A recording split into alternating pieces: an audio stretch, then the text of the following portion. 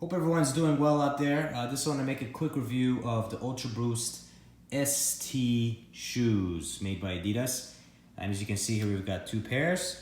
One is brand new and one is worn for about a year. So we're gonna go ahead and compare the two and kind of get the thoughts on how I would be wearing the shoe for about a year and the usage and how it would look like afterwards. Before moving forward, go ahead and click the like button for the YouTube algorithm and click on subscribe for more videos. I'm going to be posting a variety of different videos on shoes and different products. So let's go ahead and jump right into it. And I don't know if you can tell which one is the used and brand new one. Let's go ahead and get closer here. It may be very difficult to pick it out, the new and used one. Okay, let's go ahead and slip it up here to the side. I think here you can probably tell which one is the used one and brand new one a little bit. And let's go ahead in the back.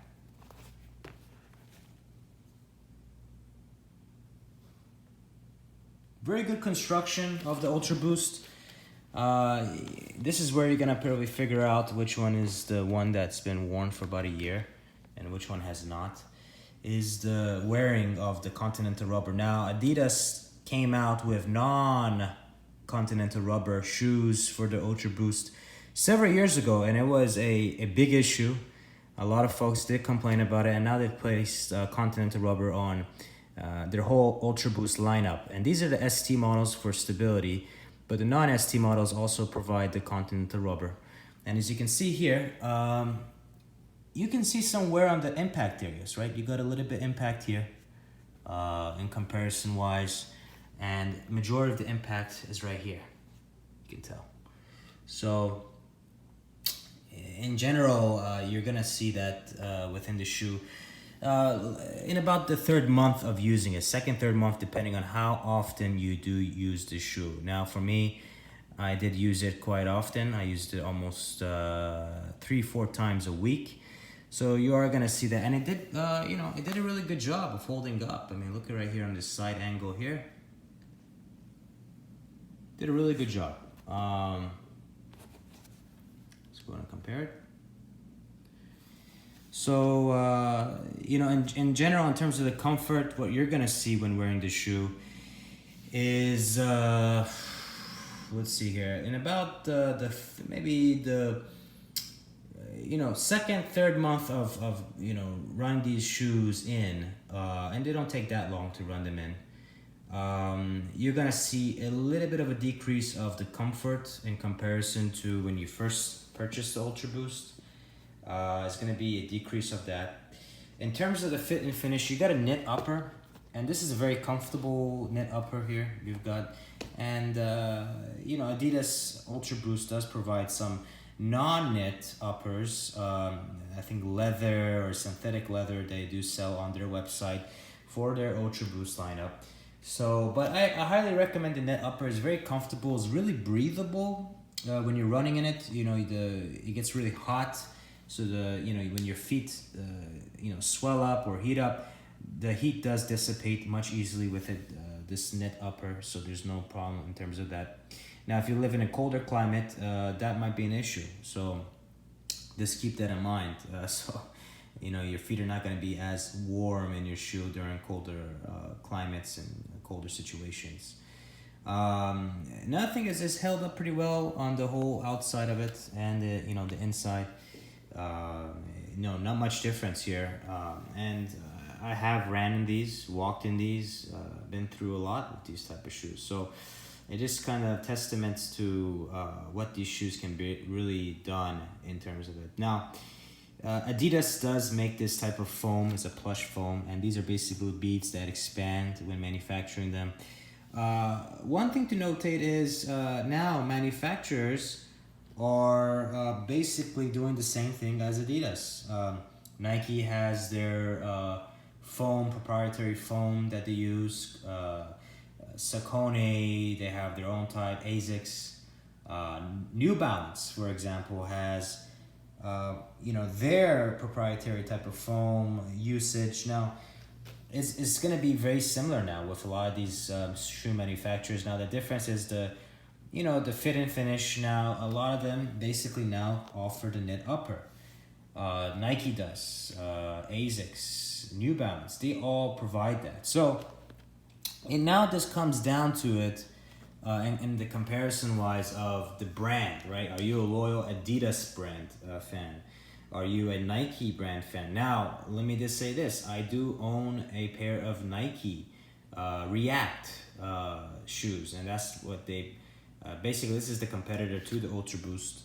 And the React, I feel, in my opinion, the React shoes, the foam, really degrades quickly. There's not as much comfort in comparison to these Adidas shoes. I would pick these Adidas shoes over them.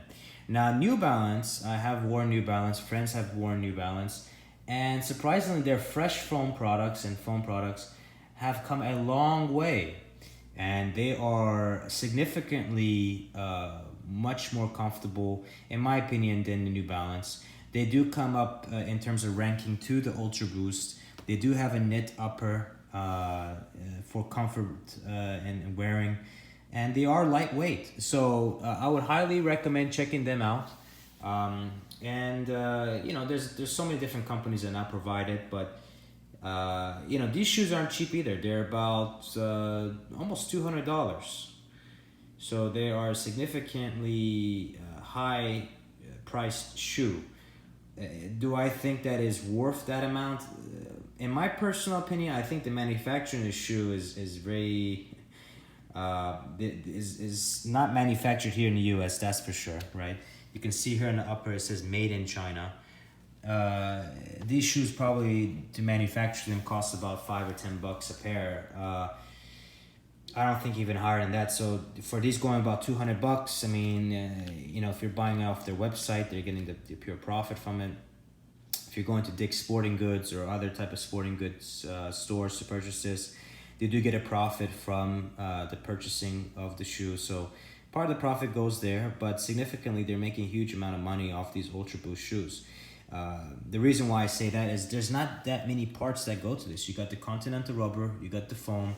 With these, you got the ST, which can be molded right into it. There's not much in terms of manufacturing process of that.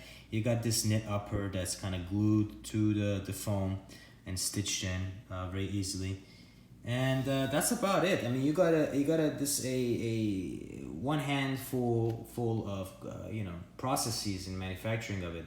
Makes it a lot more easier, cuts a lot of costs in comparison to how shoes were made and developed back in the day. A lot more stringent processes in manufacturing it. You got a lot more different components that go into it. And it's still going on today. If you look at the Asics, the Keanos, those shoes have so many different components that go into the shoe itself that, the money of what you pay for it does really show. You have a variety of different components that play different factors in the walking and running of the shoe. But these are great shoes in terms of walking and running as well. They're very comfortable. They're very simple, and they are basically a standpoint of class. Back in the day when folks had the Ultra Boost, it was a figment of wow, this guy has Ultra Boost. Nowadays it's worn off. It's been out for many years, so it doesn't have that figment like it used to have before. But they're very comfortable, and they're not bad of a shoe.